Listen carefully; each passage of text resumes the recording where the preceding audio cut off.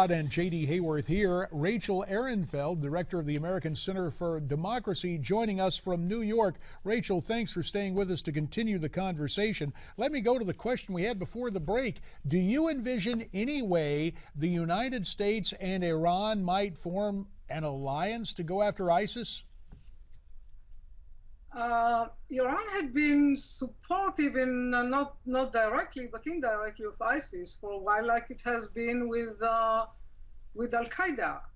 So whether this administration will do something with Iran, I will not be surprised anything. But it seems to me that this president, since he came in, if I look at everything that happened in the Middle East, the major entity that benefited from it is Iran. And so, nothing would surprise me, but then of course Iran will get everything because it deserves it, right? Right. Let's talk about ISIS a little bit. Who do you think is helping fund this terrorist group? First of all, we know Qatar does. But so do many other. Saudi Arabia, when we look at ISIS, we shouldn't only look at what is happening now. We should look at what facilitated the creation of ISIS. And that money came from Saudi Arabia and the UAE, and from the West as well, in the form of charitable contributions. Islamic banking has a major role in funding these people because they, of course, do everything that Sharia dictates, right?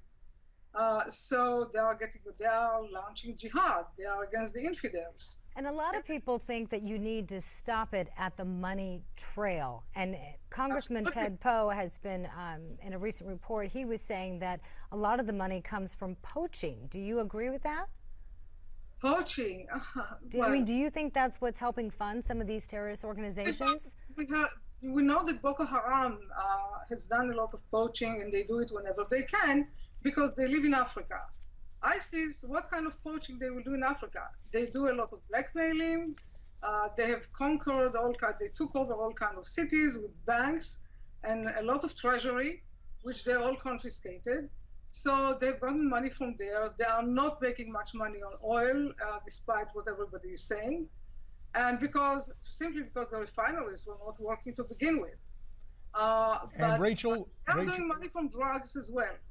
Rachel Ehrenfeld, we will have to leave it there. As always, we appreciate your encyclopedic knowledge of this subject and the fact that you followed the money, and we will have you back real soon on America's Forum. Rachel, thanks so much for your time.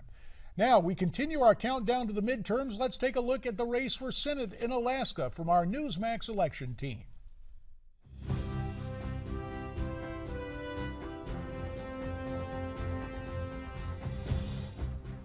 Republicans won Alaska back. Democrat Mark Begich took it from them in 2008 when he ousted the longest-serving Republican senator in U.S. history, Ted Stevens. But he's not going anywhere without a fight, given he's a first-term senator who supported Obamacare in a state that didn't. Begich knew early on he'd be a target. To shrink the bullseye on his back, experts said he would need to run a serious and credible campaign, something political analysts agree he's doing. In a state where Democrats are the underdog, any misstep could be detrimental. The one near slip when Begich tried to link himself to Alaska's senior senator, moderate Republican Lisa Murkowski, that backfired when she announced her support for his challenger, Dan Sullivan. Even with Begich's performance on the campaign trail, where he emphasizes local issues like homeland security and veterans affairs, Begich is beginning to slide in the polls to Sullivan, a lieutenant colonel in the United States Marine Corps. Sullivan's military status and agenda for veterans affairs could be a problem for Begich.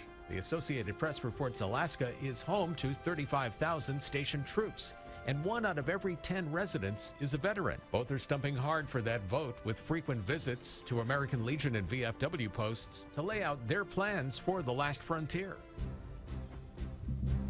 And it's also worth noting that a series of comments from President Obama this month have complicated things for Mark Begich's campaign. Go to Newsmax.com as we continue our countdown to the midterms. Be sure to join us election night for the midterms You Decide 2014.